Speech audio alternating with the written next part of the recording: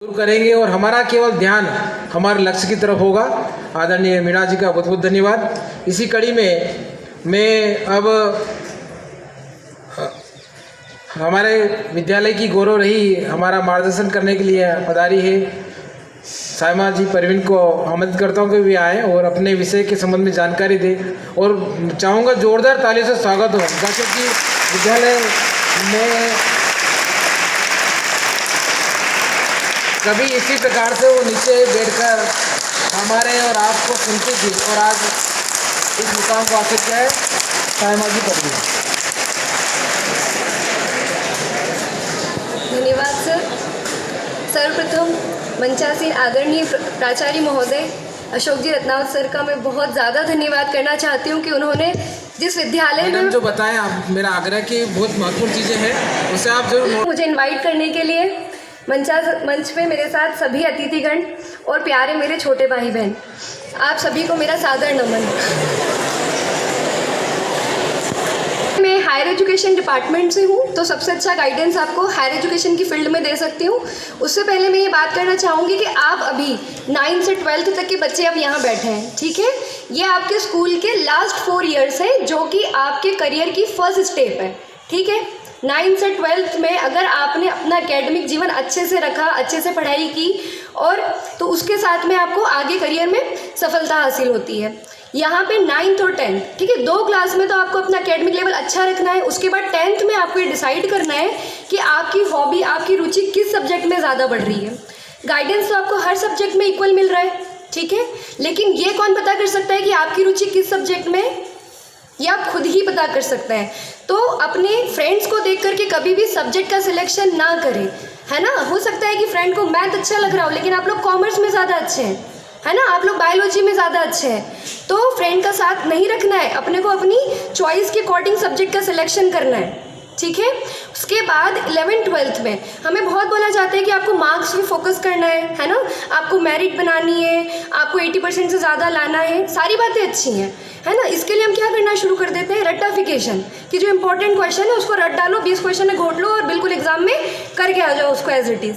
तो उससे क्या होगा, आपको पूरा नॉलेज मिलेगा क्या, नहीं, ठीक है। तो चाहे आप 60% स्कोर करें, लेकिन मेक श्योर कि आपकी सिलेबस में जो चीज़ें दी हुई हैं आप उसको अच्छे से पढ़ें, ईच एंड एवरी टॉपिक।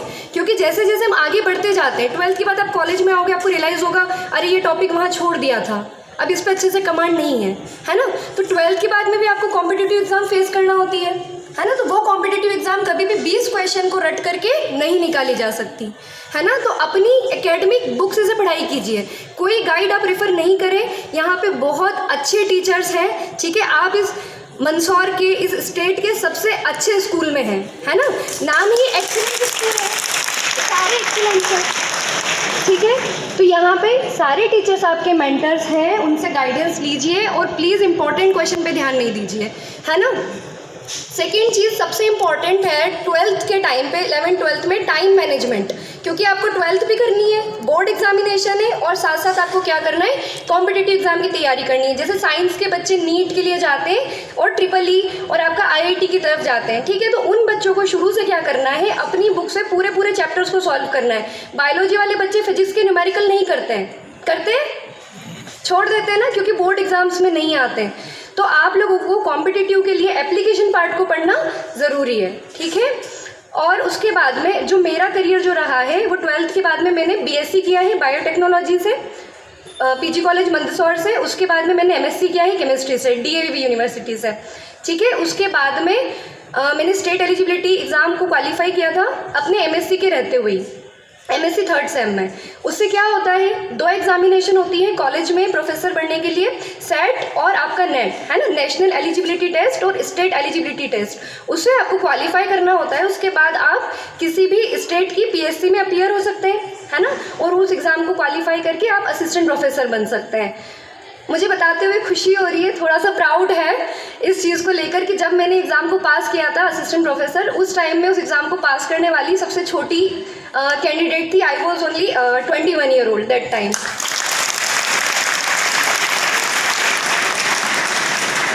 और जो कहते हैं ना कि आपकी आंखें कब खुलती है कि आपको पढ़ाई करनी चाहिए। मैं बहुत एवरेज स्टूडेंट थी, ठीक है, मैं वो टॉपर वाली स्टूडेंट नहीं थी, मैं बिल्कुल एवरेज स्टूडेंट थी। लेकिन जब मैं इस स्कूल में आई, इस स्कूल का माहौल देखा और यहाँ पे टीचर से जो गाइडेंस मिला, मैं पूरी अपनी सफलता का जो पहला श्रेय है वो उत्कृष्ट विद्यालय को देती हूँ। क्योंकि यहाँ पे टीचर्स ने इतने अच्छे से गाइड किया, टेस्ट होते थे यहाँ पे, पढ़ाई को लेकर कितनी सिंसियरिटी है। और ऐसा नहीं है कि सिर्फ पढ़ाए जा रहे हैं, है ना। जब मैंने नैतिक शिक्षा बोली थी क्लास 9th में, मैं पूरी नैतिक शिक्षा नीचे देख कर बोली थी। इतना साहस नहीं था कि सारे स्टूडेंट को देख करके, सारे टीचर को देख करके बात कर सकूं, ठीक है। तो आज इतने लोगों के सामने बात कर पा रही हूँ, तो वो भी किसकी वजह से है? इस स्कूल की वजह से है, ठीक है, इस मंच की वजह से है। तो आप लोग बहुत अच्छे स्कूल में हैं, ठीक है, बहुत मन लगाकर पढ़ाई कीजिए। और दूसरा चीज़ें कहना चाहती हूँ आप लोगों से, सोशल मीडिया से अभी आप लोग कट हो जाइए, ठीक है।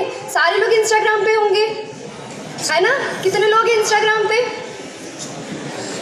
अभी डर रहे हैं, ठीक है। आप लोगों से एक चीज़ ये शेयर करना चाहूँगी कि मैंने अपने MSc तक कोई सोशल मीडिया ऐप को यूज़ नहीं किया, है ना। ऐसा नहीं था कि मेरे पास में मौका नहीं था। क्यों? क्योंकि आप लोग जैसे बैठे हैं, हमसे भी बात करने के लिए उस समय में कई लोग आते थे, ठीक है। तो वो बताते थे कि ये जो वर्ष है यही आपके आगे के जीवन को डिसाइड करेंगे कि अभी आप अपना टाइम मैनेज कैसे कर रहे हो, है ना। अभी आपको यहाँ पे बहुत सारी पढ़ाई करनी होती है, 6 घंटे का आपका स्कूल होता है, उसके बाद 6 घंटे आपको घर जाके पढ़ाई करनी होती है। तो उसमें आप 2 घंटे अगर मोबाइल चला लेंगे, 3 घंटे मोबाइल चला लेंगे, तो फिर क्या होगा? टाइम नहीं बचेगा आपके पास में पढ़ाई करने के लिए। तो प्लीज़ आप लोग सोशल मीडिया वाली दुनिया से भी दूर रहिए, उसके लिए बहुत समय है। सामने सर बैठे हैं, वो भी काफ़ी यंग है, अब उनके पास बहुत टाइम है सोशल मीडिया ऐप के लिए, मेरे पास भी बहुत टाइम बचता है, ठीक है। तो ऐसा नहीं है कि अभी आपकी जो लाइफ है, अगर आपने सोशल मीडिया यूज़ नहीं किया तो बहुत लेट हो जाएगा, फ़न नहीं मिलेगा। अरे बहुत फ़न है, ठीक है। 20 के बाद में आपके पास में जब आप खुद सेल्फ इंडिपेंडेंट हो जाएंगे, तब आपके पास में बहुत चांसेस रहेंगे अपनी लाइफ को एक्सप्लोर करने के लिए। तो अभी अपनी एनर्जी सही डायरेक्शन में लगाओ, खूब मेहनत से पढ़ो, खूब मेहनत से, ठीक है। और ऐसा नहीं है कि सारे बच्चे जो है वो एक जैसा नंबर पाएंगे, 5 उंगलियां बराबर नहीं होती ना।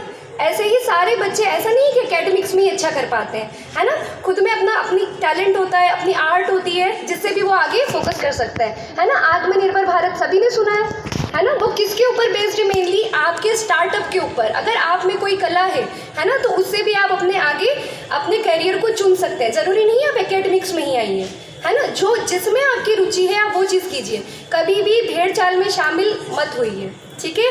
और बोर कर दिया उसके लिए सॉरी, और थैंक यू सो मच मुझे यहाँ पे इनवाइट करने के लिए। Thank you Ratnawat sir, thank you.